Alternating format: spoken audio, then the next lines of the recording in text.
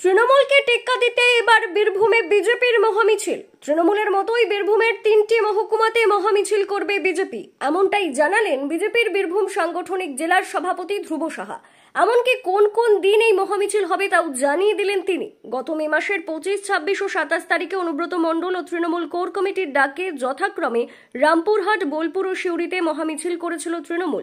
এই সকল মিছিলগুলির প্রত্যেকটিতে 1.5 লক্ষের বেশি করে মানুষ হয়েছিল বলে দাবি করতে দেখা গিয়েছিল অনুব্রত মণ্ডলকে। আর এই পাল্টা হিসেবে ধ্রুব সাহা 3 মহকুমাতে বিপুল সংখ্যক বিজেপি কর্মী সমর্থক নিয়ে মিছিল করা হবে বলে জানিয়ে দিলেন। 9 জুন বোলপুরে এবং 19 জুন সিউড়িতে মহামিছিল করা হবে। বিজেপির এই দুই মিছিলে রাজ্যের বিরোধী দলনেতা তথা বিজেপি নেতা শুভেন্দু অধিকারী থাকবেন বলে জানা যাচ্ছে।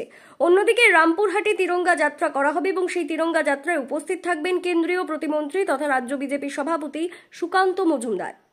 তৃণমূল যেখানে মিছিল করছে, মিটিং করছে, সেই মিছিল মিটিং এর জায়গাতেও আমরা মানুষের জনজোয়ার আমরা দেখাবো। আগামী 9 তারিখে বোলপুরে আমাদের মাননীয় বিরোধী দলনেতা শুভেন্দু অধিকারীর উপস্থিতিতে বোলপুরে, এবং 13 তারিখে ছিল এটা, 19 তারিখে সিউড়িতে আমাদের মিছিল হবে এবং রামপুরহাটে তিরঙ্গা যাত্রা হবে।